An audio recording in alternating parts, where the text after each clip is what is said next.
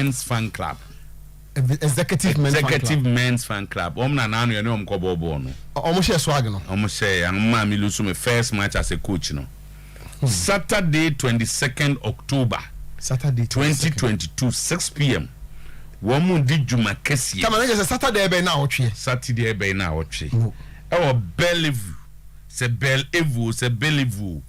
Asukwa enewo a new way be a bi wa asukwa. Kumase. Omse atani is strictly formal.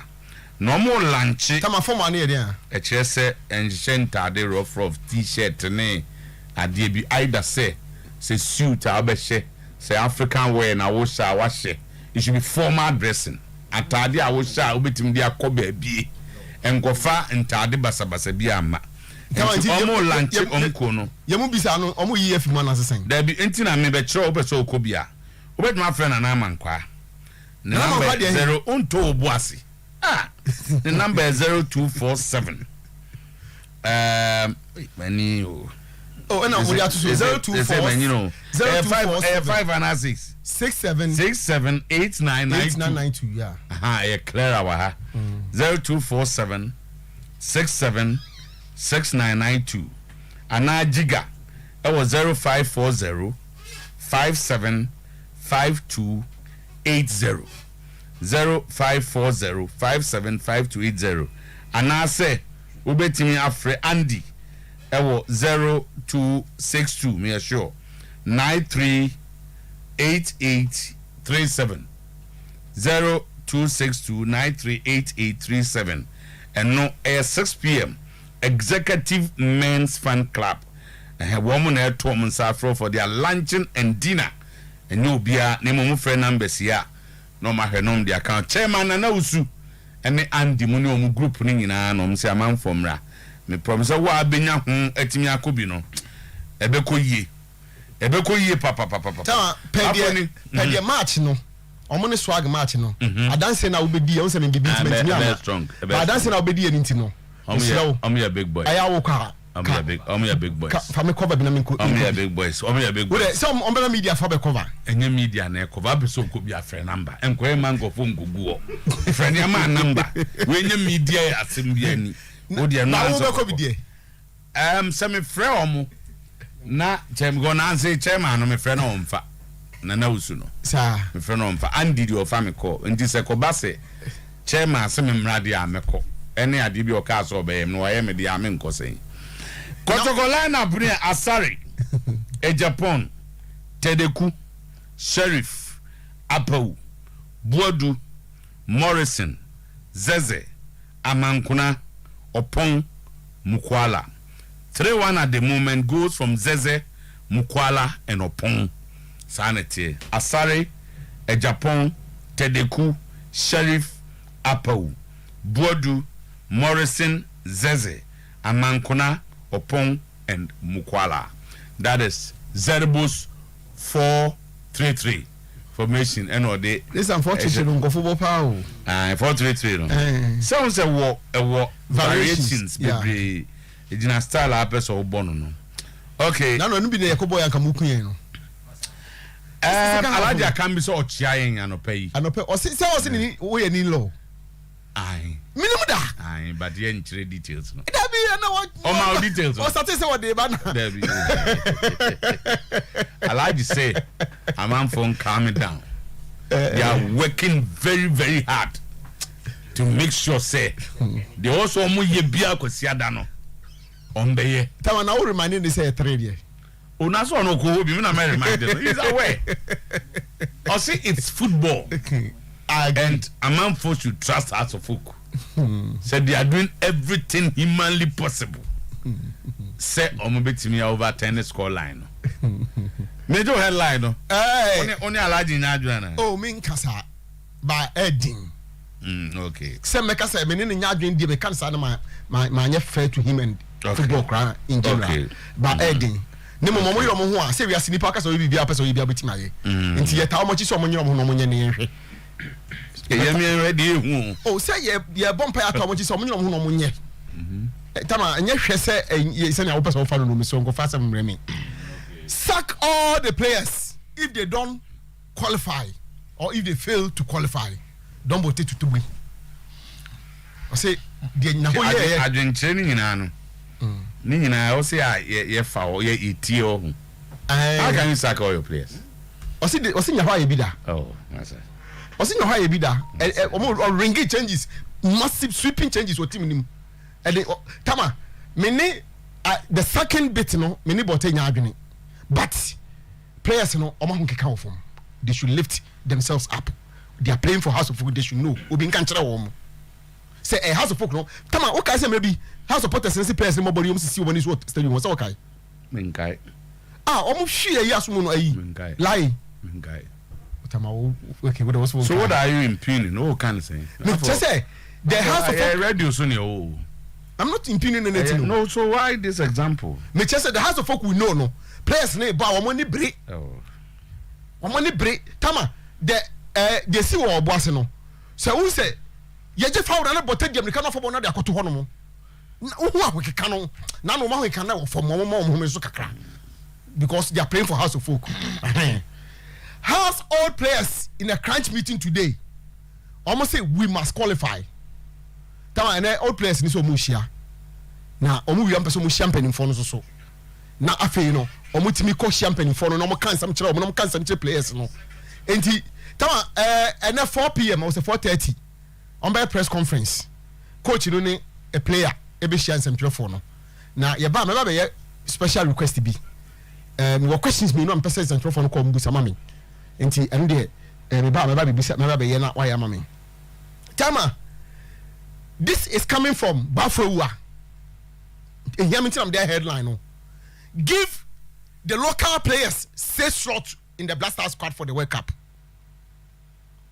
Say FIFA may kwasa the 26 na beko. Me secret ne Otuo Acheampong. So omoma local team players no 6 slots. Wo de say na be ya dada ba phone nti no. Omo ko fa ba konfi dreams. Omo fa ba konfi kotoko, omo fa ba konfi house, omo fa ba konfi aduana, omo fa ba konfi mediema, omo fa 6 enkoma yen. Tama ada dalad on timi ko bi.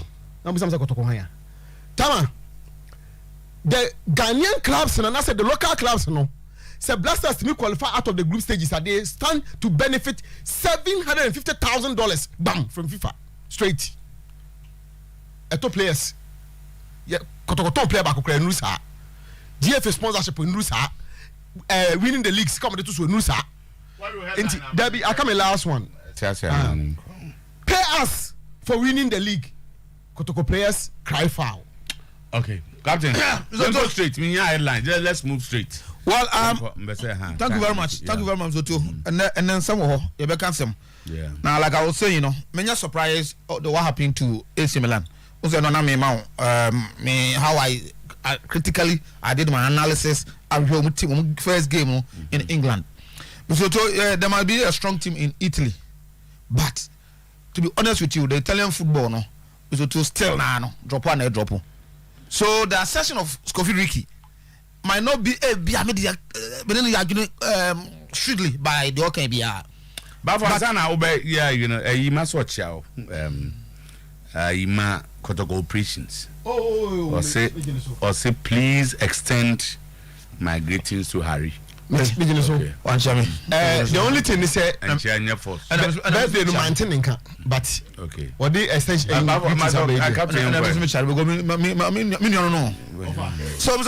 okay also and my friends yes yeah fantastic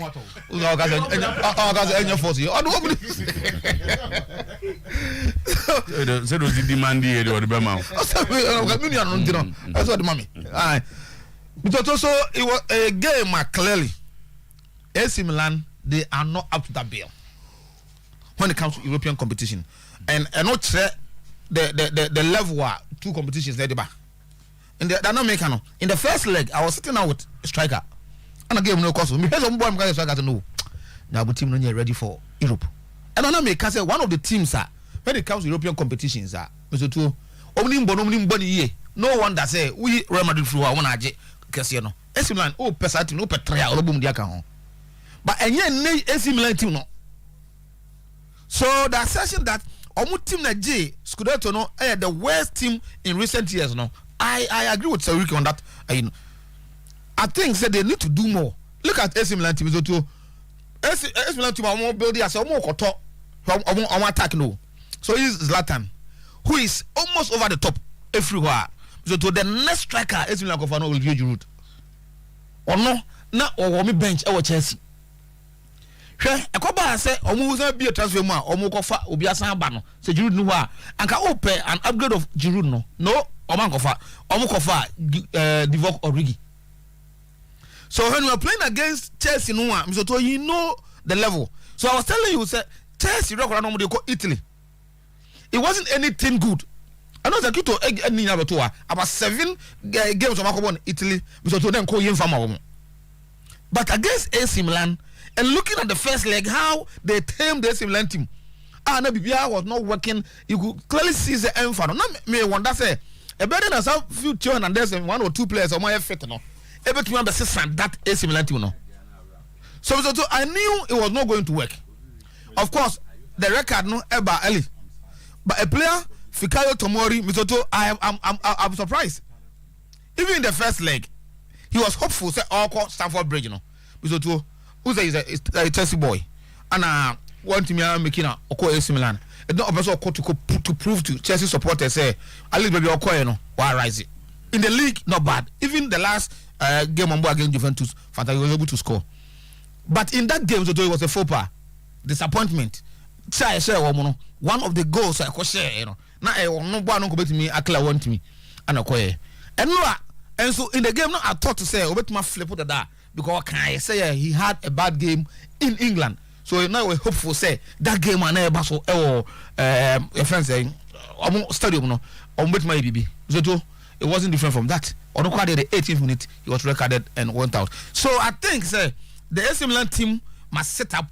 Say if yes, Sometymer dominated the Scudetto fine, but to come to Europe, these are honor men and war.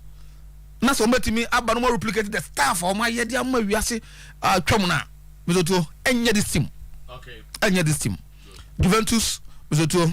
I think that the disappointment continues. Disappointment continues. I know I'm against Maccabi Haifa and was like Juventus. I think there are players because Juventus team myself starting they have to do away with those players. And so I'm starting at Juventus now. And say club number Palma or more. Somebody to Omaka players on the order of Monco Ebebo. Aside, say Kofi Rikibewo issue with the coach. So there are some games who play an anchor, you need to motivate yourself and play that game. Forget about coaching tactics are obo. Your level. That is why it looks like say has to folk issues. No, you move away from the pitch, and I can acquire managerial and board and that stuff. We are not talking. You are not assessing the players. They are the main actors. Because one quadrado no they are yesterday's players. Obviously, Lazandro. But these are players. They don't add anything to the Juventus team. No. And also coach, I just quite another one. And looking at game on Maccabi have for airball, I thought so. Oh, Maccabi actually first go. Juventus will Bombay Maba. So the story disappointing 2-0. And then I think sir Obukoto Di Maria is a sick man. Di Maria is indeed a sick man. No Kofika and game on mobile but no record not change. But Obama 1 match in there. So to Obi will be 3 or 4 matches off due to injury. And no so happy. So anything good for Italian football. Anything good for Italian football. I think that they have to set up a say but of course as the economy still but then also come on I can look and but that's it. So Harry won't stop these stories. Who should pay who? Did the team promise any player additional money? Were they not paid winning bonuses?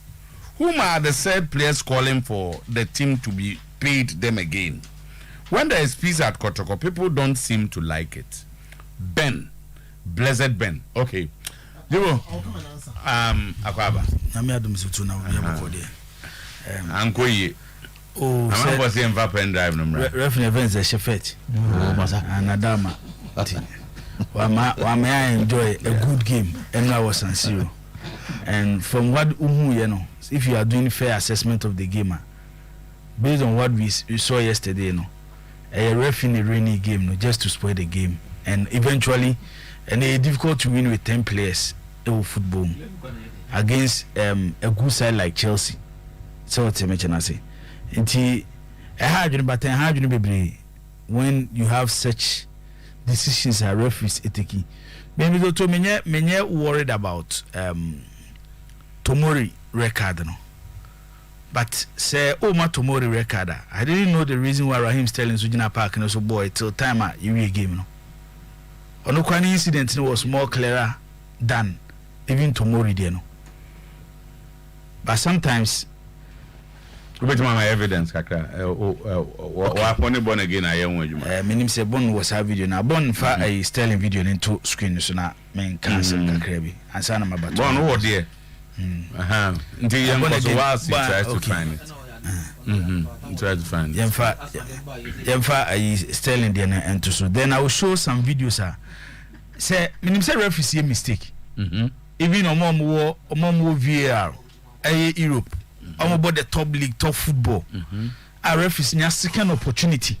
Okay, this is the Raheem Sterling incident. Okay, then what happened? A ball and on it Krunic. And Tibon Miaswa was telling. How is this not a record?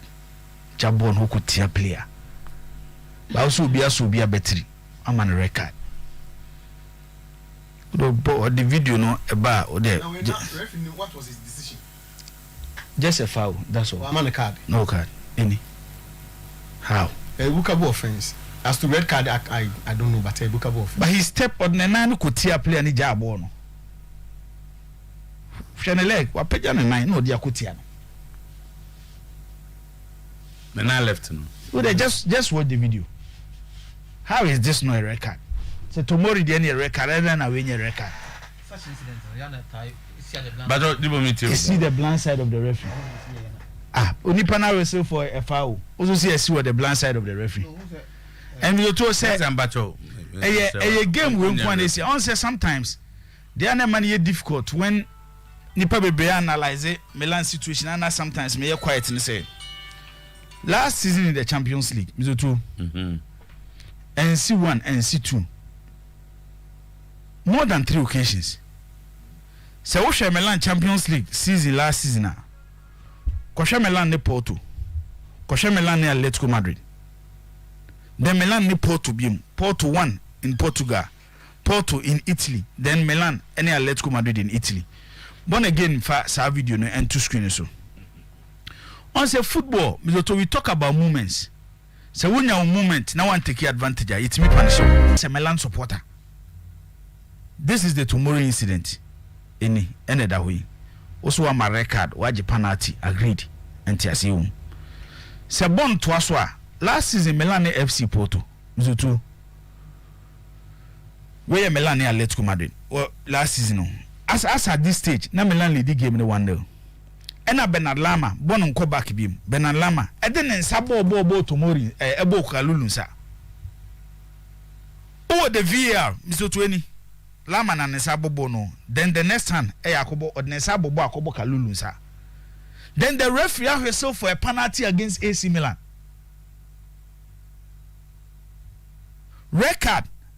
Ewo game we Milan caught with 10 players. Atletico Madrid are better Kanashi 2-1.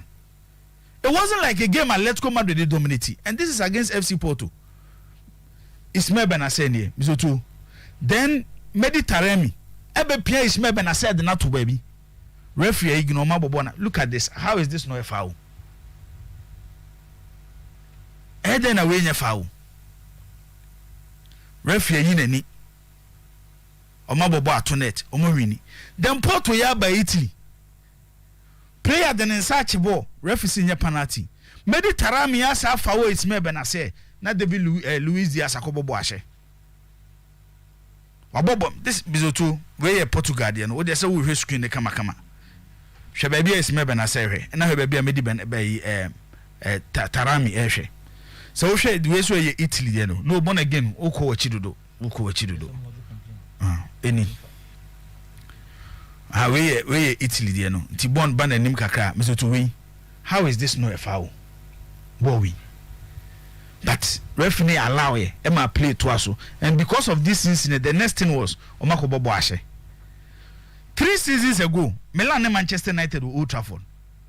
Ball arm more sir. The referee whistle for a foul. Manchester Benya one moment no mushegua. Yes, Manchester be little Milan was San Siro. It is the Italian football nyade. By the 2 games, Milan dominated and Milan were the better side. But because of referee decision, and Timiama Milan are advancing to the next stage. It is a sign of Manyoma we see. Now we ignore now about quality of a league, any of players. Sometimes I find it hard to understand you. Because these are incidents to referee and a result in a goal. To say Porto Diano. In Portugal, Sabona Meditarami FAO Benaseno. That was the only goal Moshe. In Italy, Porto ni AC Milan, a penalty ignored. Then Benaseo Krabo Meditarami Yakwa FAO no. And when Nam Subrahim Diaz Akoshe go. Then Atletico Madrid, one of the best performances among AC Milan, abo in Europe. Then Benalama Thomas Lemar then Sabobo. Akwakobo Kalulu sir, referee whistle for penalty against AC Milan. Say what was to say there. Then yenu be a European football ache. I had to say the politics in European football no. I feel say there is something wrong. I'm not here to defend anything. Mr. To remember another one. And I was watching the Juventus game. One quadrado, one again fast adding into screen so. Or the 2 screens so. How will a referee of Lahos baby Ojina when it comes to top referees in the game? Ebe deny quadrado sebuabo wenye penalty. But in the same competition, the name do quadrado the yamobi record. The name do quadrado the yamobi record.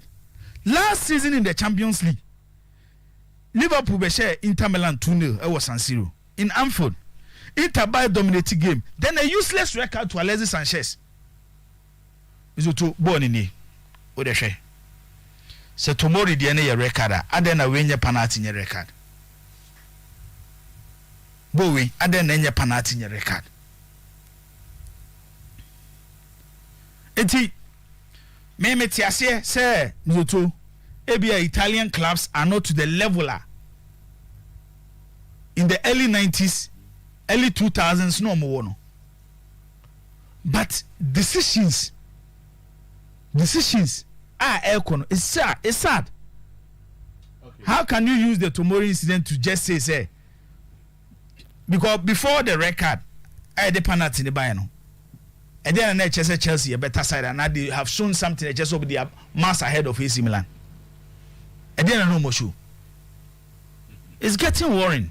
Okay. And when we show the football politics now the UEFA system na say settings na enyon because they know how to play their game. Not the matter of petition UEFA. UEFA fight a big fight against top clubs in Europe because they want to form the Super League. UEFA fight a big fight against top clubs in Europe because they are fighting against the Super League. Omo mujino machi for the Super League not to come on, the Premier League. The Premier League. So muju almost free UEFA to say king. The Super League. Ekwamu beda ho. UEFA always have his way. And when the man for raises some questions about the competition kakra. No, but that is the truth.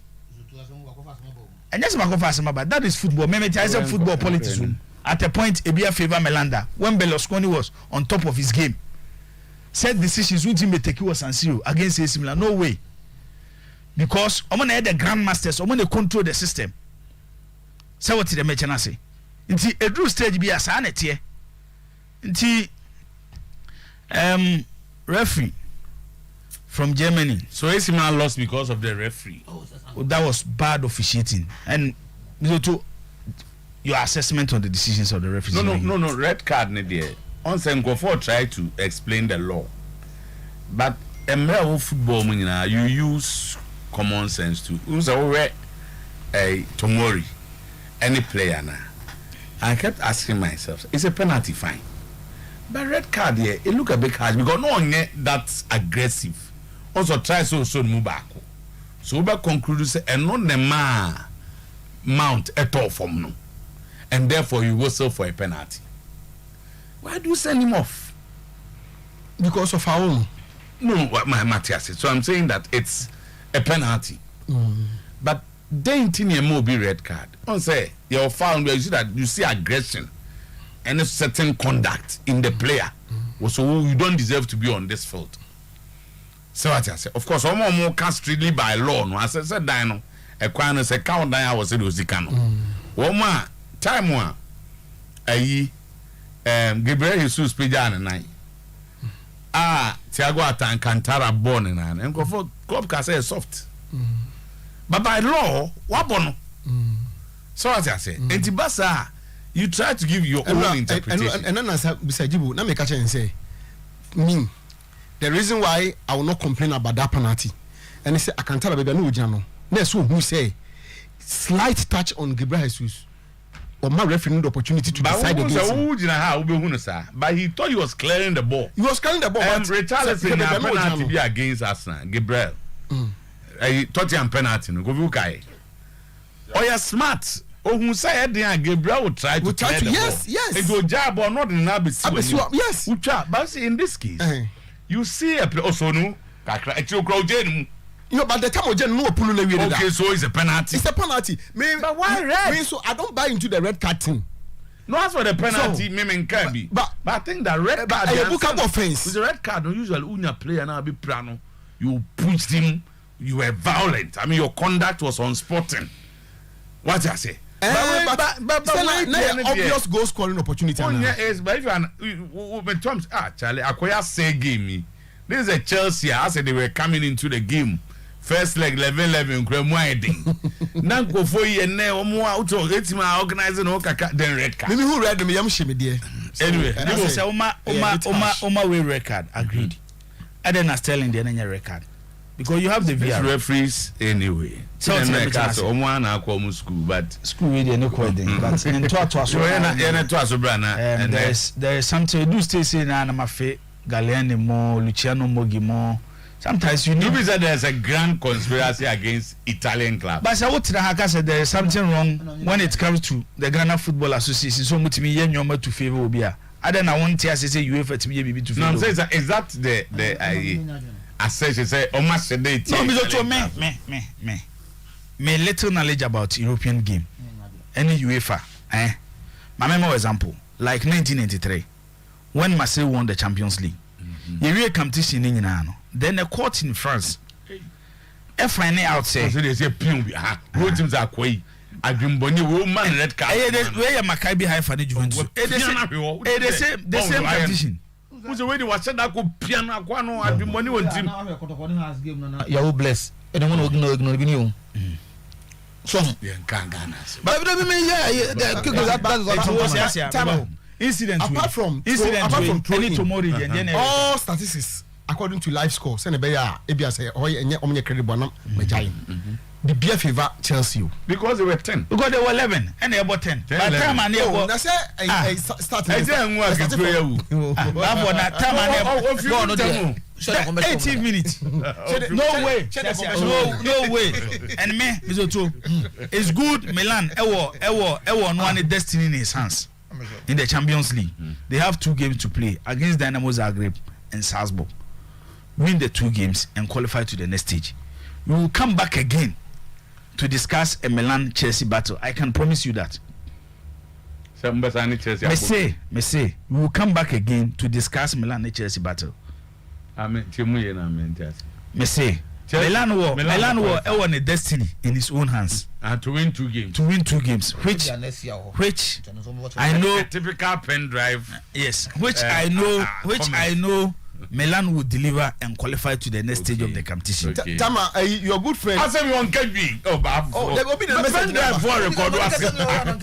Pen drive for here. You want pen drive. The best about it now be by the end of the Champions League season, which ebeba so somewhere next year May. Okay.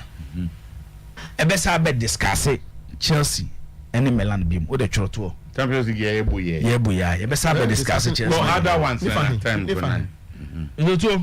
One man for message now, man. What message? Agro. Ayo bojuboya. Oh, master of Pempe Kali. You say Give no bojuboya. red card now. A penalty now. I get him say a penalty no. Or say enye aggression tina referee no man. Player no red card. The fact that he prevented goal scoring opportunity. So no penalty no. Aggression. Aggression. No. So see, I'm not arguing with more can law no. So what team as me radio be message go me can say. Ubetimi aka na but I'm saying say board you got a free park na so. Now you don't deserve to be here. It should be something extraordinary. And no maybe say Between it was a short penalty. Offense. What is short penalty? Penalty need fine. So what is short penalty? Tell a player say free park is kono. What's why you be here? I don't believe I'm not saying. When you prevent a player from between the Tomori offense and then the Raheem Sterling offense, then they are violent. Ego pre nipa. Baby, I see you to your man like baby, I say it's referee. What I baby see and say who prevented a player from an obvious goal scoring opportunity. What is ABR revenue or Dimu? We go as your last player. That's it. It's no number hang no. No, Obio Dimu is as a last man. Anna what prevent and when it goes strict. Also Raheem Sterling the other day. In the middle of the field, and I'm say so we'll go in for a violent tackle. No, so you don't know how the referee see that. There's a point and say on car say red card. But some woman wear red card. The Sterling should also receive. Was it where a player commits an offense against an opponent within their own penalty area, which denies an opponent an obvious goal scoring opportunity, and the referee awards a penalty kick? The offender is cautioned if the offense was an attempt to play the ball. In all other circumstances, example holding, pulling, pushing, no possibility to play the ball, so the offending player must be sent off. Fantastic. Tomori has no chance to kick the ball. No. But the last one, why am I the last bit in our kind. Yeah, what can't say you? He had no opportunity to kick the ball or remove the player from scoring. And for that, it's a central opportunity. Let's assume what you are saying is true. But I'm asking you a question. Say yes, we'll be going to a violent tackle. No, red card offense. Good. And I'm telling them a violent tackle.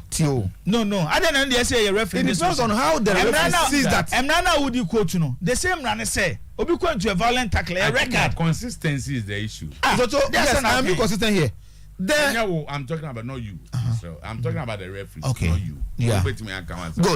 Here, don't say that. I keep on saying say it depends on how the referee that situation. How the referee. Anybody not referee Gina. Also, a tackle a course or former say only close up who say. Or that violence. Even though you had the opportunity to watch a replay. The referee no opportunity. What I say? When I say and I'm saying referee no another opportunity. Yes. Another opportunity. When again, man, another inconsistent way I say. Jordan, are you Thiago Silva? Or one on the daff more than saying that channel. I know your day. Referee no. Your bad referee. I'm some interpreting laws in Intino. Your bad referee. Say tomorrow incident in the CNO and Kwana, Ebia, SC recently when Milan gives. I won't complain. But how I hear continuous. A senior match commissioner is telling me, say, he said the American here. Me imagining not the law. Senior match commissioner. You have read the law out explicitly, so why do you apply to the latter? To apply the same law. But so also the good thing is that when it comes to the tomorrow's record, if you had a lot of people who are input to your request is those who understand the law, like your senior referee can also with that of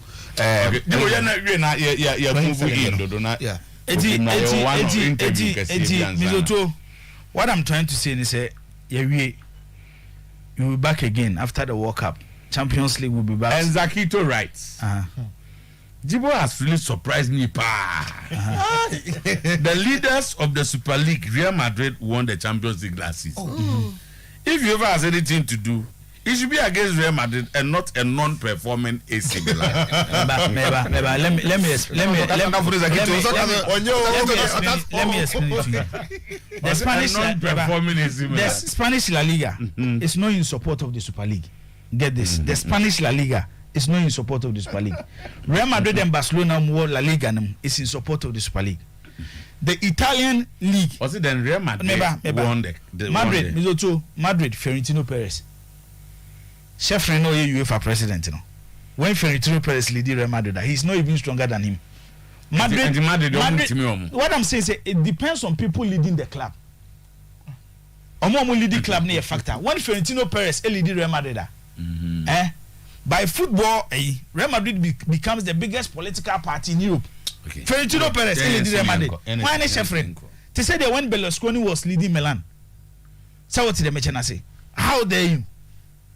You can't. It is those factors, unless there's a key to one TSA. I say one can the place about Granca one. Captain. But then no one before the record, Chelsea and Chelsea more quality chain Milan. And I give now hand before 18 minutes Chelsea and Chelsea bro Milan so. Yen Twaso. Mizoto Benfica they see do mo ho nkoma. Edi. But the issue is one. And I catch you say PSG this season, game will be on with that line of Messi, they will struggle. Because Oye PSG best player this season. And your man as Asia Mujidino.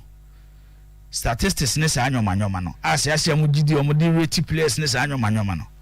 The same statistics catch say who score for almost statistics almost say the top 5 leagues in Europe. When you count the top 5 leagues are the Premier League, the La Liga, Italian Serie A, German Bundesliga, then the French League, based on the UEFA coefficient ranking.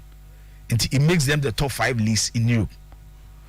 Lionel Messi currently is the best performing player in Europe.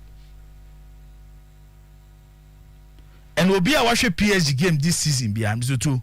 Whilst name and Kylian Mbappe goes no. The creativity that Lionel Messi added to a team no. The total performance, the total overplay of a PSG team no. A huge dance how goes no motion. And he has created most of the goals, whether a assist or a pre-assist. It's without Lionel Messi this season, and Christophe Galtier has built a system around him. He's the chief playmaker. And a Watane Abranti defense Marco Verratti into a double pivot midfielder. He doesn't create anymore, but he controls and at the same time defend. It's in PSG ball with that line of Messi. Mizoto a big problem the moment. But Benfica team na me this season no. Me can can be reason why Enra Mizoto na me catch us say I don't see them losing there France. And on a big match at any top club in Europe this season. Until Enra results no anya me one. Then Man City in Denmark against FC Copenhagen. No expectation was low. By then again, Pep Guardiola echo game resting some of his key players, especially influential players in the team. Obi say Kevin De Bruyne and then Erling Haaland. And there's a Man City echo match mu. No mo koso mo ko busa gosa, o mo busa free Haaland. Manchester City ko game no mo so mo ko creativity. Amukobusa edify Kevin De Bruyne. Eti without these two players definitely na Ebema City standard na adrop kaka no munya results na man for expect City so mo ebetimi nya no. Quick one on the games ebetimi akoso in the UEFA Champions League. Okay. Ajax Napoli e wo the Diego Armando Maradona Sports Stadium. Mizoto ye hu first leg score line no. Enye sa 6-1 no. Napoli will win but ye nya 6-1 no. I see Napoli winning by ABA 2-1 or 3-1. I was arguing mommy Ajax, but reason in the say stage na ye keka kono. Sa energy Napoli di ko ball no Amsterdam Arena no. Omo for sa energy na mo game mo bebo nene. But they have individuals at this particular moment they are performing. And bibi omo do omo nine back can be ano. Mizoto na turning into good. Luciano Spalletti building a team at this particular moment. They look unstoppable. And Makase, yebo other player din Caradona, the Georgian international, Politano, Raspadori, by the key to almost success, Kakrea Manyano, Branti friend say La Boca. Our but just in front of the back four. It's no be a game in Biano. So person who the importance of La Boca to Napoli Bono Mobona, just watch the game carefully and how he will control the game. Barcelona and Inter Milan game and also because we come new. There is a party in recent meetings between the two clubs, Mr. Tuane Tesi. And the pattern is Anna Barcelona Tashi 2 goals. Na entire they are no match one. Game no more kobo ne no. So we first leg na course was San Siro na. Ade Xavi Bayern will game ni say. And obebo with a lot of midfielders. Because Inter will stay back. Hit Barcelona on the brakes. It may show Barcelona current situation. Any players or moments here. Ade ba kwame hu ni say I'm not sure he will start with Gerard Piqué. It's even possible so better move Marco Alonso and then as a centre back. Because say Inter ball on the brakes, it means definitely Inter will use pace. Say Inter person will use pace. Why am I not doing better anymore? Joaquin Korea and Lautaro Martinez. Joaquin Korea and Briketu. It would pick a commander a big problem. But watching the game carefully, Mr. Two, I think Barcelona will win 2. Then Inter Milan ebesha 1 until you 2-1 with that game no yambo the akana so Liverpool will get a slim victory against Rangers ebi a 1 there will be another 2-1 then Atletico Madrid ne Club Brugge 5 clubs end this season so before Enra games no more win no more matches now but after City and Madrid draw you know say abeka 3 clubs and no more winning all their 3 games in the first round of the group stage. Surprising among this club, club reference Club Brugge, almost free Belgium. And they almost come Metropolitano, Akoba against Atletico Madrid. Michel game ni dia, Bema Boada, Yenina 1-1B. It was a game because Club Brugge movement no more, another thing. Tottenham Hotspur against Eintracht Frankfurt. And they decided that the matter Tottenham Hotspur based on how a group in the city. My member Antonio Conte, and then the side, it be a 2-1, and not 3-1. It was a game. And possible Hurricane will score. That game anymore. Other games now can the Victoria Pleasant and the Bayern Munich. Ebi a Bayern Beshe be a 3-1. That game. Sporting Lisbon and Marseille. A game no Super Bono. My member Sporting Lisbon 2, Marseille 1. That game. Kobe. What's all Oh, sir, the Italian teams in the year in Intino, so obviously, Unyana Senior or Penal, you get it here. I do really any serious and more. Oh, yeah. Even Maccabi have. Oh, it's beyond serious. Bro says a word be serious actually. Now they are describing situation. Say intense. Say your bobo game maybe legend. Say your bobo game we are right after the game. Now what's say the club president. Agent radio so address issues, addressing the supporters. I had an intense cry. And since all person say Juventus position now, the very moment a ball game ni wie Andrea Agnelli, a club president for Juventus, offer into a Juventus radio, Bianconera radio in Italy. Now what addresses supporters no be out to the boss there Andrea Agnelli, a becano, a trouble be a Juventus position in. But what I say Bianca Hasi. Nanke ball game we a house of football game we are now better say Toba Fede. After all, your pan, that's why your perfect Toba Fede. No addressing game in any situation at Juventus. Your ball game we are a club president addressing Juventus team. No supporters in via phone, Zoom near there. Bianconera radio, a Juventus radio in Italy. Get your ball final question now, Andrea Agnelli, the club president, which is a radio also. Juventus go home. Away. Enjoy then our address supporters, supporters and any players and comments about say there be young Pamo Allegri near that. Don't make me on Facebook. Our address issues in the supporter, the chunk of supporters in Italy. And to the reaction in Italy, no, we say, no, and a club president in your ball game you are afraid Juventus and our radio station and our addressing situation of course no. And I had the intensity. And Patricia say and for the president to have come out right after the game to address issues in a course no extra positioner Juventus team ni say the ejina na tentini ni titia mu nyina na say or say they are not ready to sack Allegri. They are not ready. You really game na no say they are not ready. It's a collective responsibility and that omu nyina no ebe trans normal finding the solution together as a team until they are not ready to sacrifice Allegri. The next thing is that he questioned the sacrifices and the commitment of players in EB. And this season, Juventus would take the right steps. And some of the players now they would have to do without them no on base arguing, you know. And to Akasa talking about the foundations and then no more person more bedding, you know.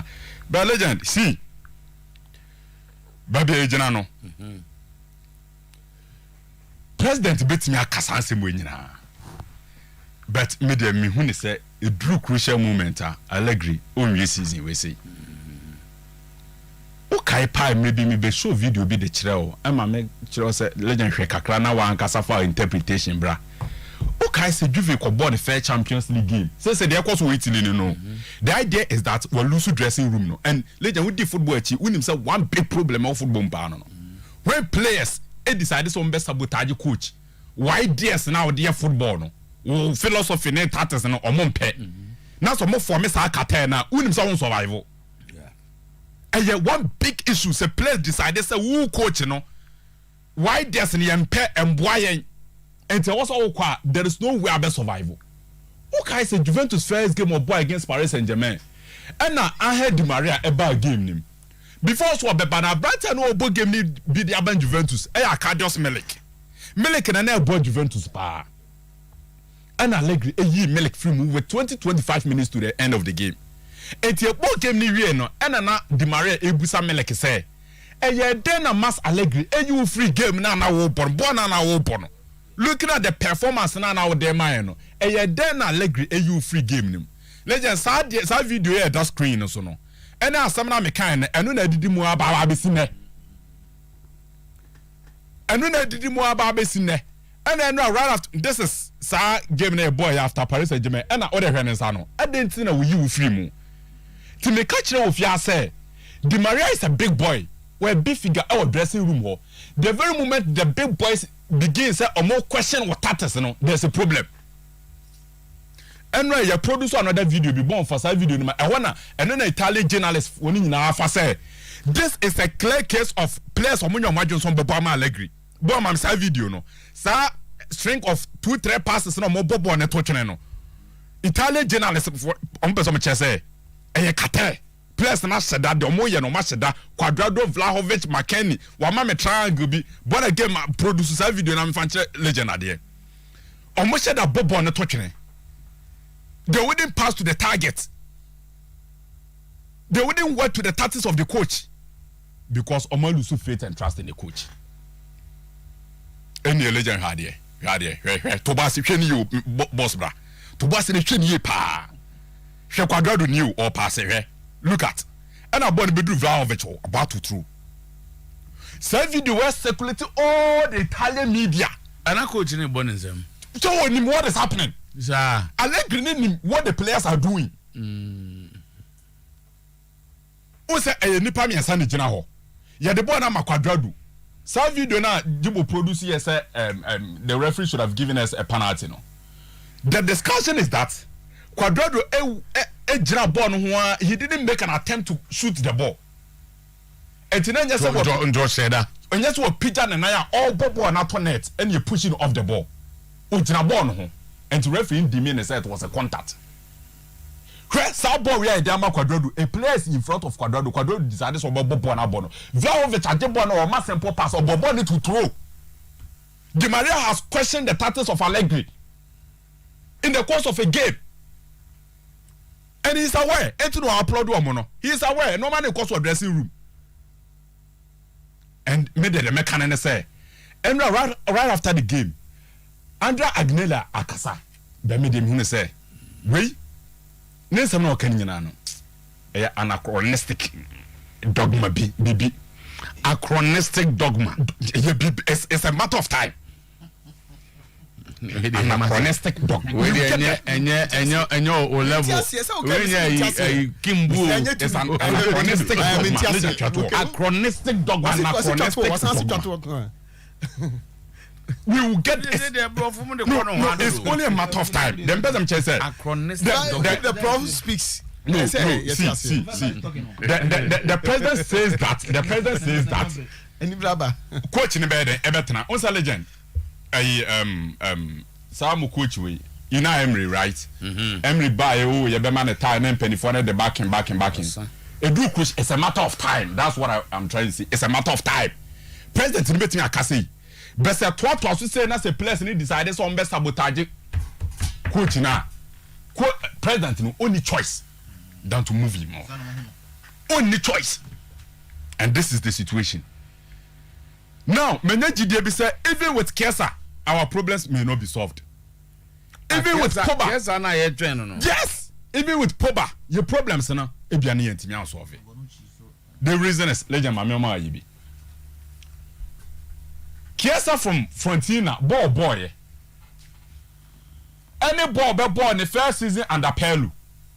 Any ball come born with European Championship. Ubi or Tony Bossy Kesa be, you know the kind of player we. The real European Championship and Kesa enya Allegri second camino. About 3 months under Allegri before so the Upra in January. And to about first round before so Upra in January. Legends so fa Kesa first 3 months no born under Allegri no. Now the total the performance with European Championship. The first season under Pelu. And in the seasons of Dino Frontina, you could clearly see the Alpha will decline and the form never from under Allegri.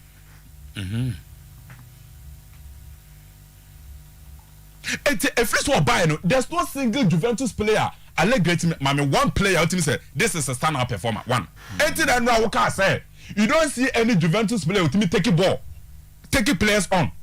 Because all kind from defenders and basically the number one striker now. There is no single player. Vlahovic here, you cannot see me. Legend. Before say Vlahovic Beba, now him say the competitor here, Erling Haaland. As a center forward, strikers, young strikers on more banner.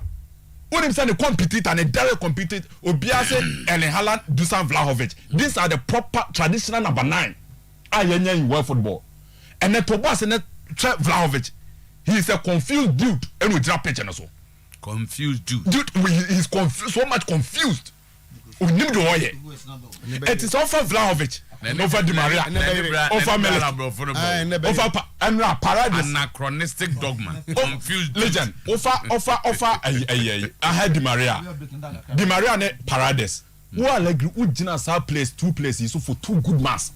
When Juventus insisted otherwise, said normally a difficult kakra. Allegri still insisted saying 4 players and Paradise against Maccabi Haifa. Paradise intimate ball against Maccabi. So you need him for first 45 minutes. I think the statement is made. At the moment, we don't deserve to play in the Europa League. Senka Conference one common for alcohol. If possible, I'll see film near Befi, near Bay, normal. Maybe I know say it's a natural cycle. We will get there, we will recover. It's a natural cycle. But the point is that dear Allegri, he is not a coach. I didn't start a cycle with him. Yet me started hard drive, no. Yeah, my record. Allegri. So I'm saying, guy, so business in chain. No more bombo. No more pelida. When you also have Navy, story. No. Wama players no who say so ma bronoa. You remain. And they say omo ye niam be monako. Is that not the point? Yaya Ibida. Yaya Ibida. Okay, go people Ricky. Yes. Okay, Montella. But so what faces are Arsenal fan. You have been in this situation before. Football is about planning. You have to do my players in bad too. American bad. This is what is happening. I have always questioned how you want to sign players. Is it where? My family land example. Ya wo ha bonsi akoto Higuain. Into ye fana. No when ya Higuain be dey Higuain record. Wo ha na akoto Bonucci. When you don't have a system in place, to say Juventus akoto Di Maria. Who check Di Maria the last 2 seasons are. They all go through Juventus. And yet different from the PSG. About 2 games no Kofi. About 2 games no Kofi. Juve akoto Pogba. Ebia wo enjoy Pogba 2015, 2014, 2016. So what the mention say. But what's your Pogba at Manchester United? Aside the yakasa about the performance no. Or your player injuries at this table no. It's when your player or you're consistent. So we didn't bosses no betting about even 10 or 15 games at was the amount. Oh ha no mako to Cardios Milik. Oh ha no mako to 2 year fan boss when yaji. You mean Charles mama nye and you because time na the man. Alaji can be na so far strategy na e saying the assurance na Alaji at the Emma Heart of Folk supporters on the person be free Kumasi and the Ghana hey na back crash. Alaji me chawa no pay. Good. Alaji me sure so on we pa. Nyame adomo. Alaji one pass o kasa wo from gaga den o vem so atiana. Men didi efiti anopo. Ade adwuma ngo a. Adwuma do dos, me free efiti imrachi. Wow. Nina in the name of Heart of Folk. I just say wow name. I need to look for the color of the day, the ways and means, everything that will take me to qualify. Okay. Already na catch a man for say Alaji so of him. Say the obey bia nene other board members ne ade. Alaji na eba ne say wo Bamako. Eba ne say because now GD pa what happened? Yeah, timer. I mean cheer for the now first. And secondly, once a football they will be in Senior City. It was just unfortunate that me near my team on Crofona and Mokobo Hono. Honestly, timer, I'm on your team there. Okay, Bamako for I'm telling you. Oh yes, that particular team now, you know, boy, and your team be a say has in slow mo and that's what we compare waka na bibisa we mo de no extraordinary. Okay. Exactly. And I was a team and I mental ball I me who you know. Apart from the first goal that I know very well they scored. Okay. Second and third goal, no, it was just even though for third goal no referee the Chamo, it was a clean offside. Okay. And the second goal was that deflection. And then I made come say, oh, sure, almost central defense. No, Master David. Because Omo born in beaches, I said that referee favor Omo Kakra. Oh, no, and yes, I said, no, he favored them. Shabon, I'm going to share third goal, a second goal, no. Final here against Fatal. Fatal went in for the ball. It was a 50-50 ball. Okay.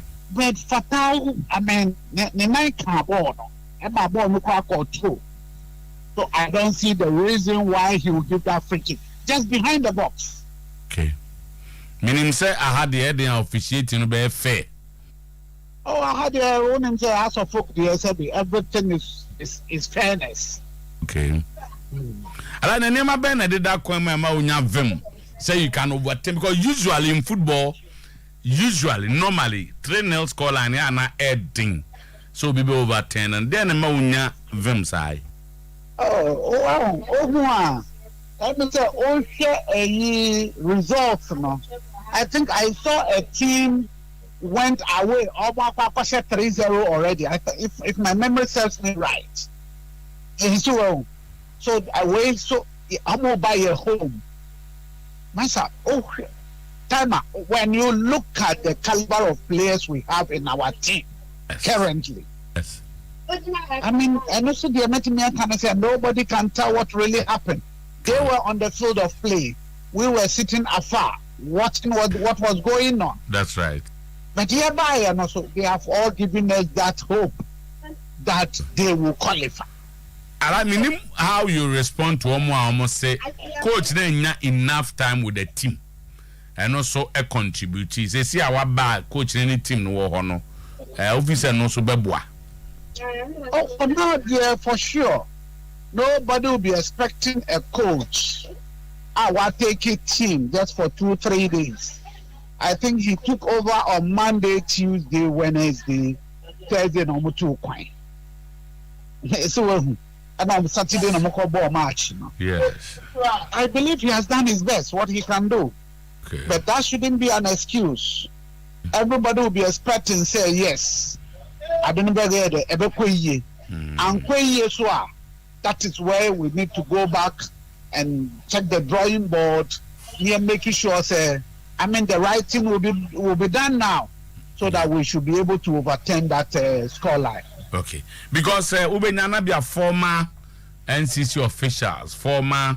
Permanent Casa and them say among for Casapa. Because say usually management and directors no more close to the team. You should be held responsible for this loss. Alaji, what TB now? How do you react to that?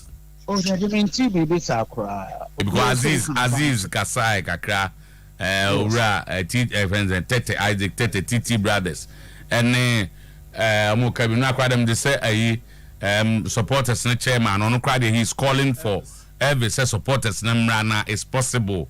A man for Njobika say Alaji more mudi any monumuni mubi by your decisions are say now Beka. Oh no, so be a cancer dear.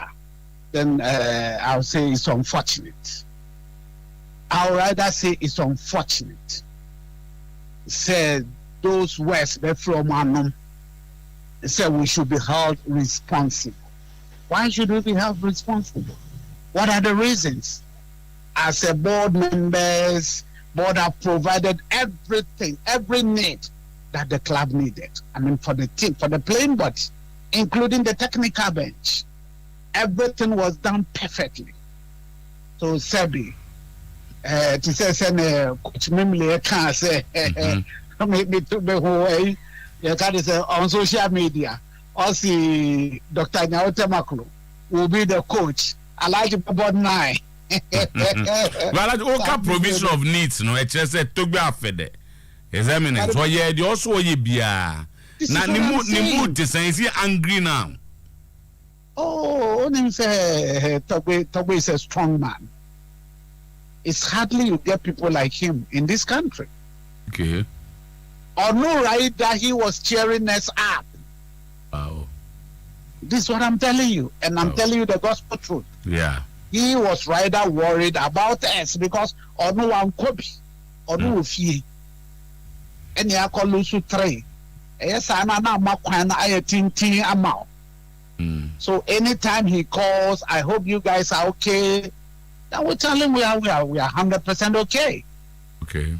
Yes, and all the words now all come. Football, anything can happen. It is doable. We can overturn this score line in Accra here. Okay. I like ni knowing Oko Mali nibi. Yeah, no.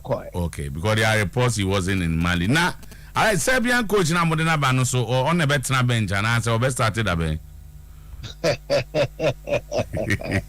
Hey. Yes. Best started mother bench. Yeah. Mekai said there's a program radio go. There's a one. I best started a bench. Hey, time at the pen of us starting. O take a Sunday or an experience but support it. O cloning you know I'm working strong. Say the coach be aba.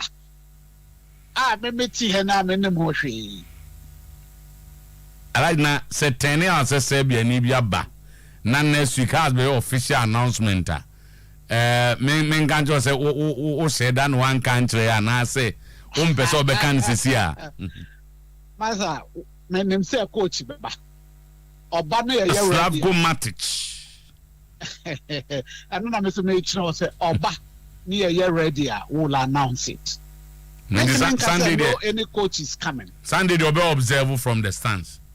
I know the one say timer edume there you know start so wow so and then Wednesday let's assume coach in my for sure.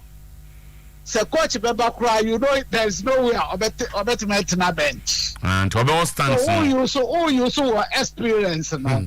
Alaji yemfa no nsi ho because ni kwa say me pusu sa. Na me musa say. Me patwa braba ko be boa. Oh dear Alaji we be Alaji be ate. Brother be boa bi. Me jai e hari no mu ye dia ye no be amu o. Alaji ti. Alaji, you say then I'll be catching the supporters because my who's and go for person mo baba obi eso ba na as ade ne de bi kura na anyi say na be catch up. No. Timer. Me met me catch up say be dem me to me. But with that DDA now, I mean they should gather that courage. Me I would never be a loser. Anytime I do my best to make sure I'll also always be a winner. Ati na me catch us team na ya no mo ko boy na. Say Ghana League yeah, omo Ghana League yeah. I'm sure by the end of season they cannot even place 5th or 6th.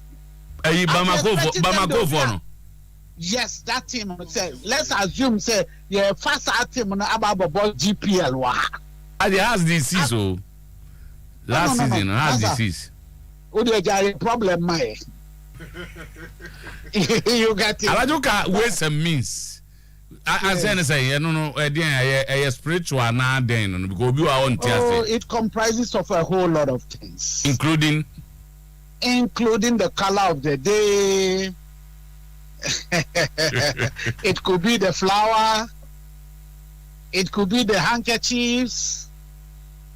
Yes. Okay. Alaji, we wish you all the best. You best akasebi by that time na mashishe niema kama nti edasipi Alaji can be a board member Accra Hearts of Oak. But for on that note, mami di juma we na fe bra Alaji bi and Crystal Snow natural mineral water produced under hygienic condition but on nadia Crystal Snow natural mineral water no eno na by very pure and no galamsey for nsu omo sese no Crystal Rose Snow nka ho wo no nsu anum nsu papa peko because this comes with quality taste utim say nsu and a wo nom no very attractive package efe na open nsu anum enum nsu bia se de ne Crystal Rose ya busa se uni Crystal Snow bacho ewo ho Crystal Snow natural mineral water baby a ye ton nsu bia na baby akwa so pe Crystal Snow o pe to dia abeko Asante Achim Dampong number nie mo mudi nsu ho adwuma mo pensu aton ne ade no 0542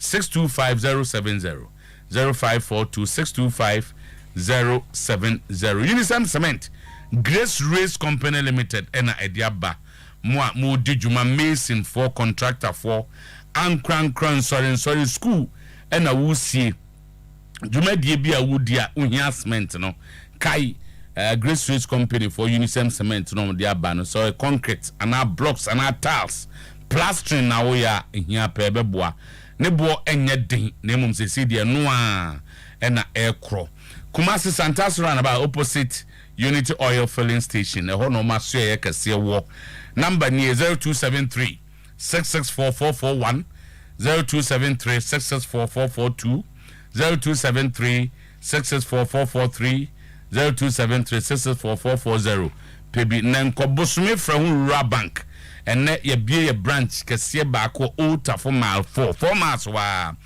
na osise savings na wo ye susu educational loans bonanza bronya bay bank for asase ye nchese aye man for bosia group loans ye na aba o pesika na ye current accounts enne salary ena bosome no edu on the 12th 13th ahotra ba so no mo di dwuma mtimi ma osika se wo pay no ba na wo di ashim agric loans akua for overdrafts na wo pay nkoda accounts aye bie ne sika foto aye bo ama and sorry nketo na mo ba so fo nketo no mo nko bosome from rural bank ene mo nkasa wo mo wo Ota for ma 4 asafo market wo mo ho bojo sango mronto asiwa nsuaim adeshima babia benya bosome from rural bank wo manim te na omo tisika semase ankasa 0548 533050 0548 from na ni omo ni nkomo osika sem wa feso 0244 563 412 0244 563 412 and 0243 500 589 0243 500 589 first right consult any ye the amount for kwa amanani amoma ko school SS4 ma wie sugu abafi om ye exam nanu ya no akwanya ewo ho ne se emetena fie keke enne ye school so abrochi so wa hu kwan no a na obey mistake so first flight for USA Canada Norway China schools wo ho mo penipa mo maba ebi a scholarship full ebi a half scholarship ebi ososo de ebi abetua kakra na de tie ne se wo person ye medicine doctor wo person pharmacy nursing engineering and as a business be our person a business na person sua e wo ho ye beboa with tickets and reservation e kwa befa so nya visa food to e de be ma visa support services now be register IELTS no any SAT classes no more boa ma wa ye exams no ne ade nyina wo pass a afi scholarship na eba no Bantama High Street opposite the Beige Bank ho no more first right for number ne here from Mbema Nchemu nyina 0543 869359 0543 869359 frɛ na boa wo fa asibu na bia wo wi SS na ope kwan 0502 738046 0502 738046 na bibia because before yen ja say alaji of them who's that Gakaka Unipa Victoria Collins so very controversial. There was say. Nimbisa was say I can be so a house in Yampana. Oh, it's an old topic. Can't say old topic. Because it's an old topic. It's not necessary at this time. I can be well who are. Over the buy a grana. Can't say unnecessary and old topic. And that's why I can't groom about 20 years. Or no have homework. Don't choose tobacco. I say come back. As you come back from where?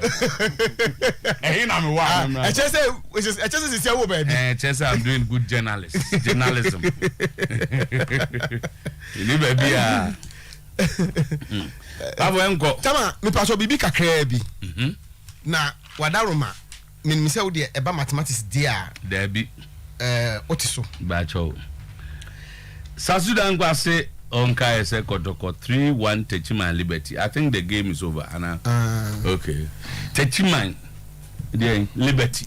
Send Academy. Okay, earlier on preseason now. For me, say coach be a when your opportunity with this one. Now went to me and so over there. Oba Okabe ain't you. With the Zalbo with the Nitia Yekakra.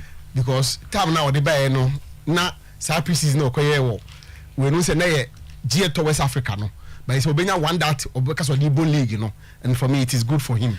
And that to say I mean kind that say me let me do this. So say is high time the Akambis respect the supporters or else we will them and their families will watch us of folk. Okay. You should admit we lost the match and stop saying the Bamako team is not a team. Yeah. They should do things well, period. With regards to the remarks he made about the coach, no rational being will sack a substantive coach without a good replacement. And they were humiliated. You should stop the bragging and do what is necessary. Zeti, finally, my kind of message, you know. Okay, young go for Tama. Information in the say. Wake up a year could be. Yeah. Say the blasters could be. Say player Fikotoko has Mediema and any other team Ekobia. That club stands to benefit $10,000 every single day. Group stages, you know, ever lasting up to 12 days. So what it means is that at least say blasters film at the group stages level no cry no. Says cano ebeba. So 10,000 at the time say 12. Tama. If you only Ghana clubs in fever kakra. With the 26 from first is my. Are you when you are now? I'm damn serious. Say I'm free player because Ghana team Benyeska. What is that? The campaign one of the mantra we use here partner say or my Ghana clubs now rich opportunity in the. Into yam free player. Yam free because as I say one friend now Ghana teams in Benyeska. Because what's the meaning of that? The meaning is that time sponsorship. Winning the league, any all other money didn't do Seskawi. But we call players to the national team based on what they want. Yeah, because team Benyeska can't yam free player na young coaches is coming team. I let him see Jessica. What kind of maybe position no, but campaign no waging fiercely. Opposition is based on what? On the fact that about benefit the campaign, campaign was say all the Macania clubs now rich. Me say where grad the home. What is the finest opportunity? We call players to go and compete at the World Cup. What do you every player and go first come on? Next time you question your players no come Yiska. And I'm saying you prefer Ghana players and connect teams in Yiska.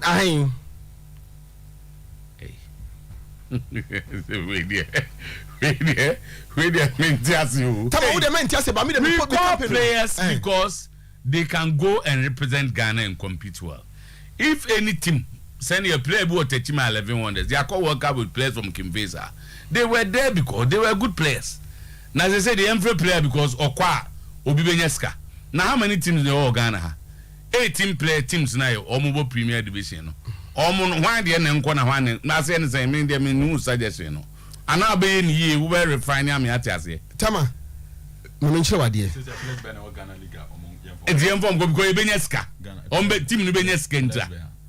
Tobo so opese place no me ba be bia ma. Me just say team Benyeska. I me say cut in the campaign or yeah no see wo be ya ma Ghana teams na nyesika. And I can't for FIFA de ade aba e be bo ma teams na nyesika ase ne onumpo. Ni sponsorship na okofa de aba no. Ne obi win league na ko win league. Last week of Jano. Me say we dey aburu sika bia o de be mo nyina so. And way I just within 1 week 1 month. $10,000. Aye. Say omukwa a FIFA benefits program na omoye nti player bia so free chance na ekwa na so okwa work up na every day bia no FIFA max you at $10,000 every day nti you na yakeka bo no dey abro nti so over spend 20 days or that will be $20,000. The argument by the argument again World Cup is and say whilst my players are at the tournament, I pay them their weekly wages. So this is an argument that was presented by the team. So offering me player, and I'm saying me Tiani Kenti. We have to compensate you. And they agreed. But I mean, just say when you are going to the World Cup, 7 previous at the World Cup, you select your best players. So if our best players are from clubs wherever, and you do omoko. But now the FIFA ma 10,000 ti yemfa Ghana players in connect teams Zenyeska. I say anything. Oman also budgeted $24 million for this tournament. And because teams win $20,000 and Jens say bianco. Sacrifice we say for because of you know. As sacrifice and say Tama top tournament aye koi. Players ni bi ho no mo a ombekọ kra ball ko munya bi mo no masamba. And so omo teams na wa brochi ho no ebe benefit because they went there. And I'm saying that benefit should come to the Ghanaian club. But you are that's why I'm surprised. Players go to the say we are there ni amfana nko ne di we criticize coaches for their selection. But this time they all cast me and players based on merit. Me cast them based on merit they play for Ghanaian clubs. You and I know say some of the players ni bi ho no mo a omo ko bia ye benya equal good players we had their match do mako. So now your argument I think it has shifted kakra say. No sir. Let's give equal opportunities to everybody. I think that should be said. Player or yard ye bia ye man kwa man nkobi. But so ka say ma Ghana players in go to the teams Benyeska dia. Then no see enkodi agro World Cup na. When ka say enkodi agro. The Ghanaian player is good enough. No qualify say or say de ne kwa. He should have equal chance with everybody. Most of the backup players, you benya equally good players for her. One backup player. Oh, na say team bi aye on any day first team players. I said I say Frank Acheampong ko obo. It is over Frank Acheampong. He says speedster. Me ba team argument no. It is over Frank Acheampong. Na for instance, on your starter. Na say benya so the Frank Acheampong argument is equally good. Yes. And to Okobi a friend. So but say yemfa Ghana player anko na Ghana team Nyeska there. That's not how anybody select players for a tournament. They select player because the team Benyeska. And I Ghana team Benyeska. Nobody called to be a Umobi. Oko tournament. Liverpool or position there you have 2 sometimes 3 players. You invited that player and now Liverpool turn say under the new or be sure we be ye. Yanka say obi amra Liverpool sir because we the home move. Tama 3rd one yen from Ghana for no. Third one say. Say one okay say Sometymer Otuo and yes, that's a team. So 3rd one yen from Ghana for. You go you know you just come with teams free of charge. Oh bra Ghana teams didn't benefit. That's my argument. Tama I can't be say ombe everything humanly possible as I want to put it. No much ma qualify. And it's refreshing to hear this. On the call and I'm going to boy. Me say team I will say what the Ghana league no more. On team ni 6. I shall 3-0. Wa ebi I would encourage me 6. Say team ni shall 3-0. Now say we say onya dia. E che madwen kakra. But football It is almost on bed, don't beat my Biano over tennis score line now. I know the member of that benefit of the doubt, no. Set him no, any no more. This is not wash out 3. Wash out 3, ain't you know? So, this is obey 7 for me, it's neither here nor there. So, what I say, I team na who woman say, so area who yet to you no more, a bit more of a tennis score, that I'm with you. And so, what ye, Cassana, air cohun, I also will be cross with channel. A free and no bad. Some has started sounding positive. Of course, we are with my cousin baby. But days after no, some has started sounding positive. And now we are more Casano, more Canada than Yana. Clearly, it shows say, I say Omunina say omba together and then fight this cause. Because it doesn't sound well. Say a Ghanaian club, walk on your child 3. First, no, North Africa. North Africa phone that's more advancing. But if you are within your own West Africa circles, no, now you're about training home calling bar. It leaves much to be desired. Say at least a board member and the pay catcher and say, almost as a team, no, almost you don't bet baby. Now, much the can say we has ni and then Penifono a rally will be around. Also, Odia bit my yen of home. Now, thank you. Captain. Yeah, I think this week the House of Folk week now. And I'm sorry, may not good news be from House of Folk. Match and 5-1. Oh, okay. 5-1. Good one. 5-1. I mean the other 2 scorers. Aru Jamina. That's small boy. Jamina and Patrick Asma. I'm the 2 in the car. Yeah. Making it 5-1. A good exercise, and I hope so. By the time league Kuala Opong Jamina Asma. By the time we can every reason not Mukola to me finding the scoring boot now or Yajmano Edima, a bomb pie in a bomb pie boom. House of Folk was adding, but I like Acheampong's optimism. No, I hope say they work hard, but. So there are elements in house almost casado. I don't know foot tie, you know, some kind of it be too much or corridor. So if you tell me, say, I can't be another day, a do, Togbe, no one no hasa. What are you telling me? So if I tell how no foot I say, about politics, many MPP more than say has to focus now, a man on PA or a budget. There is a way they are comparison different. Also, because a beer, Nanny and another who MPP. Debbie. The way they say, "I no more can almost say or say, almost pay to which house." Now, do the individual. So, someone can tell it because now the MPP interest no pay. So, Togbe, Obi Yajmama Togbe na so do Togba. Togbe na invest hugely House of Folk. House of Folk as it is now, Togbe. And so Obi was a side, no, and Koswa. Are you telling me that person no has no? Oh, the game no ba omo nwini kwan be fa so because I don't know footai ye nim wo pa no na chapter O so ye nim had no futa pa no oba into the scene chapter O but you know so kwa class for who no talk am says the chapter O no go for na e it is also o adwuma foforo o fantastic to o ye na adwuma etu no odana adwuma no say hasana dem say adwuma o ye no etu no nyai na o concentrate o kwa me for so a team no mo so to ebet ma win game Nasara coordinator uza ye bon wo politics mu ba no football pa no e football from House of Folk chapter O and a call national supporters one and you confusing so too na juma here say that is work Togbe is House of Folk we mo so juma mo so ye no faso so Togbe kwa na mo juma no mo ya I don't know but to say omo no has no Aziz why has management member why you didn't because so maybe I bet was so your management no do we change way but maybe whatever you want to put it fanasa but not something I cannot because it just doesn't I don't know me honestly meaning the person can because what I know they say Togbe's interest to a greater extent House of Folk interest you also put your money where your mouth is. He's invested heavily in House of Folk, and the House of Folk is doing well on other side of football, no? Based on Togbe investment, and will be a champion side now. So the Bakabo Basso, defeat Naba.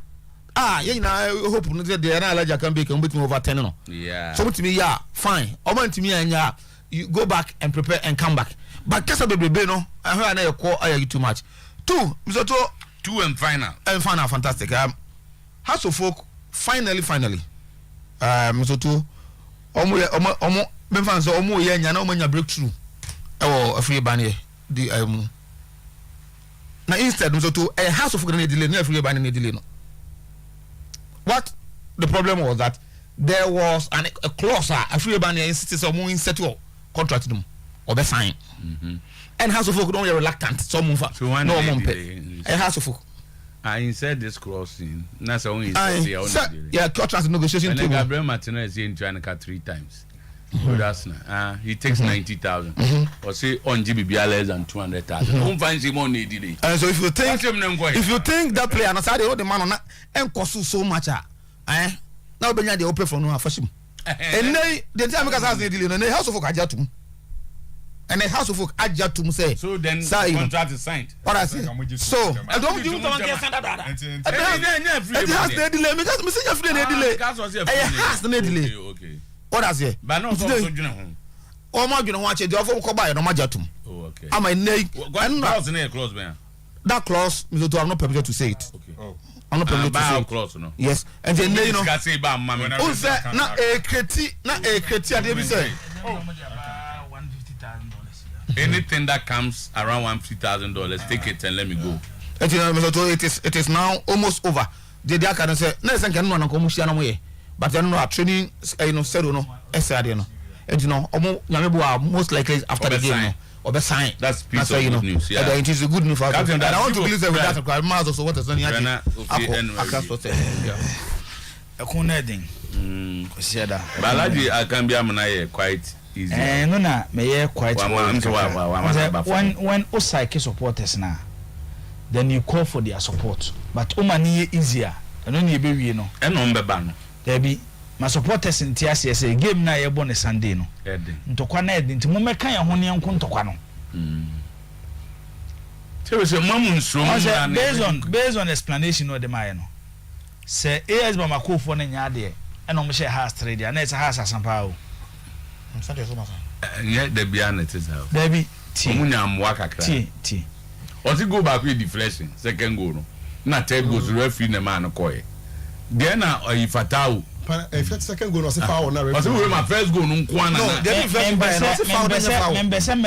measure the standard of the Malian League and the Ghanaian Premier League. But so for more league last season no boy ya.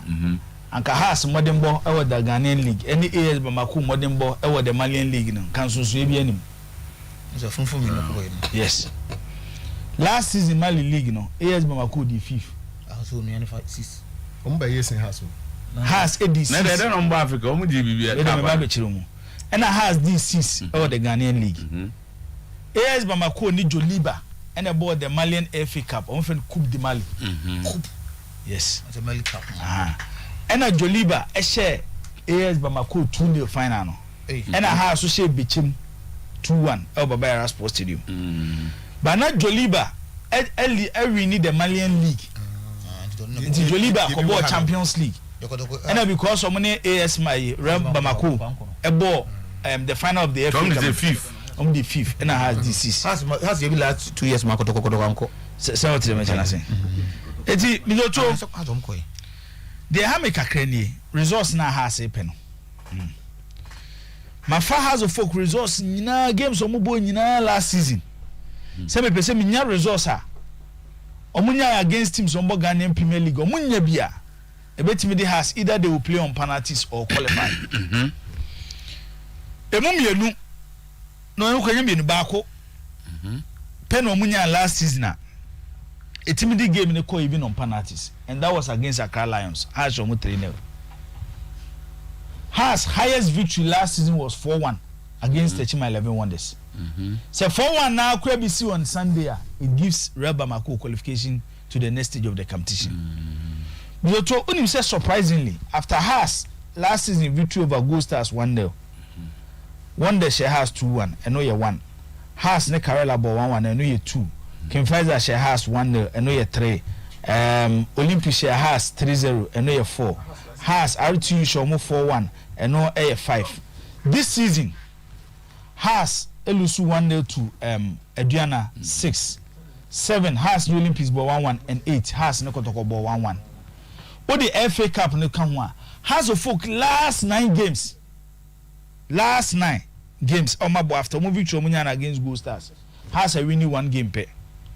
What the omone mali game ne kan ho a ebe ye 10 until omo last 10 competitive games.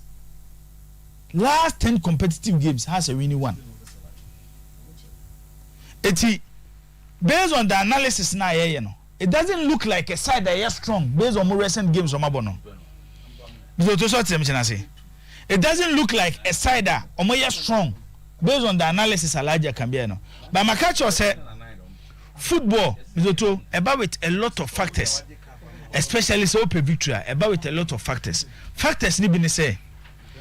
Uhe video ya I'm to a desk news is here House of Folk and Komali AS Bamako supporters ni intimidate as well. Men kase bi omo no mo kokuntoko by their chant at the stadium and intimidate as well because na supporters is share the stadium. Okay.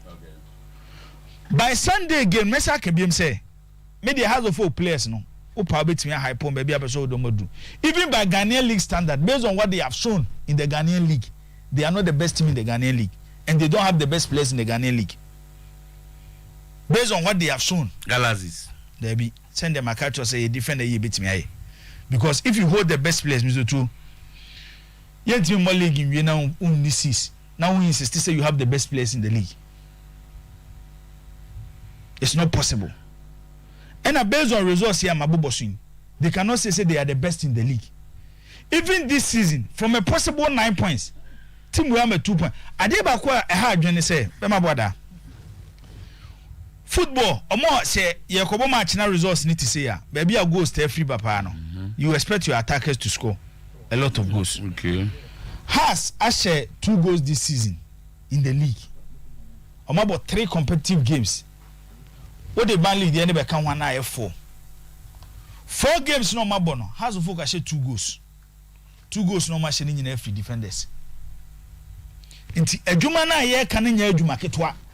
Okay. For Elijah can be to create a picture. Say idea I said the one fufu na house kwakoye. It's me they make us say House of Folk as a football club will need their supporters on Sunday. That olden day House of Folk how na supporters support to team no. So support team no mu here. Just to push AS Mali omo fa omo AS Makof omo fa fear bin show mumu. But about level playing field see the players you know where the 11 ah. 2 teams no Mizoto House of Folk nchire so modern bro AS Bamako for so last one Mizoto mama established this after me checks and Harry Meki that threw it in the headline Asante Kotoko as a football club and promise player be also winning league ebe ma bibi Kotoko as a football club an individual within the board and I promise players so be mo bibi. It's Kotoko as a club and the players ka. Right. Say they make a note to say. Kotoko as a football club and the clear. But time about member no individual no or make it that promise no or make it in a personal capacity and now say on behalf of the board because if it was on the behalf of the board then Kotoko and I make it promise or say or no as individual. Yeah, can say or no ness over Momska. No, and I want to different issues. What I say, address the board members. It's Kana Cas or the Beman Kodam. Emrena Sonoa Kain, we can refi. Bamania Kotokwa. Then it looks as a Kotokona promise. I think that's the point. Go be already on what that way there. It's on one power idea. Go be in the minimum. But will be more promise. There was a promise.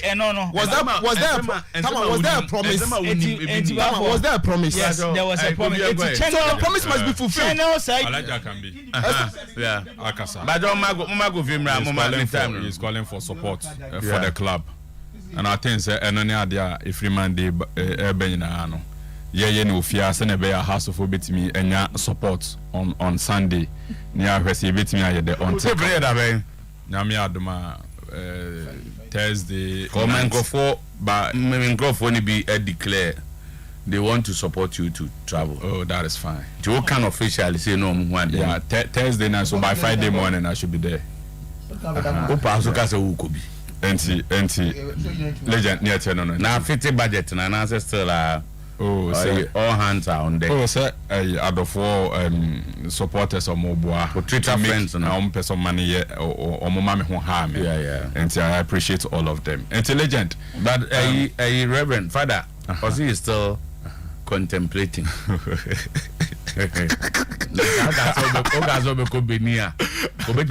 The belt. Oh, okay. It's a chartered flight crack about one baby. I walk on. No good so hot.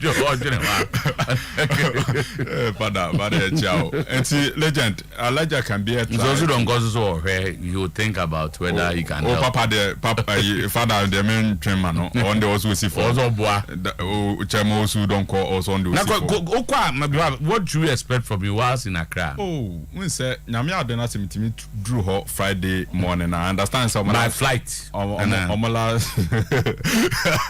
Omala training session will be on Friday. Will be the son of our plane. At the moment, there, Minya no one can. Okay. But sir, father see from Father Emmanuel see from. Na me papa Chemusu don't go see from there. Ebi meet me as an arrangement, you know. But no. So legend, Elijah can be qualified for support. Me the medical can say baby Edri di here no. No me bit me aboa ma house of folk at me attend score line no. And we are mechanical fear say likely say house of folk bit me a big coach to be close to the team. Now waba be but I there meant me confirm as to whether say no ben substantive head coach and I say but not the club on here and say obi a we above okulu ene ni noi emfa ni nim de ene me dey emeboa kakra enti me hwe say slako eye match na wabai Serbian coach no ebetimi aben club ne kakra na has nyan enya announcement but intelligently the way obusa na question no am a clear picture o hwe alaji answer ne so yo ye no ma bibia actually said the Serbian coach is here and soon he'll be confirmed as the head coach of Accra Suffolk and because ebe kame enoma bibribia na ekoso ewa Accra Suffolk with respect to the board chairman enoma was expected from Elijah can be Vincent Odote so wane Dr. Nyaho Tamakulu and it says our coach we aba na obetimi a perform to the standard House of Folk. So one thing is allegiance watch the House of Folk ni ye pa anso a. Once we talk about board, one thing is that coach be baby awajuma because we be jamak kakra bi so ho. That's what I say. When you so jabibi ho, you have to meet a certain standard. And see match in Ebano as the head coach of Accra Suffolk no also to me picture club and they do standard especially when Elijah can be cause I was OTN pa was in terms of quality materials in there House of Folk players pa and I did that supporters in the team and it doesn't show it doesn't show and to omo pe coach on betimi amasa dey show me ba chance they believe so they also look at the administrative structure I'm say very soon after this one, I'm also not a discussion. Oh, definitely, definitely. The structure, definitely. And so the game, per se, yeah, near book game near the area. Then after the after also the discussions be a be an bit me a day. Aye, and Tinyami Aduma Yin never called legend. A free ban your home. House of Folk. So the head of wasn't a team no be attached commentator, and as you do all. Oh, the bill survey there. I am not. Jiboma will be a commentary. Okay. Nice commentary. I just wanted to know. But me person me close to team no. Na me who last training session. Na me who how Friday around this time. You better come from. So that is what I'm hoping. By Friday morning I should be there. Okay. Not last training session. I'm witness it. Okay. Me ba chat say. Na me who how the team was set up. Me ba chat as you. Oh, na say nema receive. Saturday no be enough kakra. Ban here a brand new. This is the time a brand new. Sir, the kind of support our House of Folk their my free ban here picture and do this level. Are we close to a World Cup call? Yeah. We close to legend. Okay. But one thing I say free ban here could be on share and say Yambo Ghana Premier League. You need that you resume. Yeah. And to say or any competition to make a strong case for one Kasano one. African has to catch Samiano pay na on me say if you are to Ghana League in the case for a free Ebani will be difficult. It's extremely difficult. No, how do you make a case for him? Because no Omo League. What if 1 month. The other players in the league performing so am I consistent for a period. Oh Ghana. Yes. Just say I'm league from last month. And I say he's one of those players almost standing a chance of. Oh, so you are saying you didn't go for any other Ghanaian yes, player? Yes, not only him. Yeah. Okay. Intelligent position no. Enti you should understand say and House of Folk is the leader of the team. It's especially in the attacking department. Only leading House of Folk team. Together with the energy to God. Well, Kofi, I'm relishing your first meeting with the energy God. Oh, now, Madam Hussein, news for that back. Oh, yeah. 3:30 will be time for highway. Discussion about to us. So, Sammy, there was a little problem with Wenu. Abugri look at the Nedia by a message in our Hano. We see Evans Kumi said from Tema Newtown. Evans, sorry, next time you have enough time for your messages. The best sports show in Ghana, he says. Thank you. So he just said hello. And say in the next 30 seconds will be news time. Oyerepa Sports, Kenyan, Kwame Kenyan, Asasira. And then this one also here was Wasa Sushen. So okay, me red time no cry now, my pressure. Congrats, my best club Chelsea, where Michelle Bastos Achim Kusi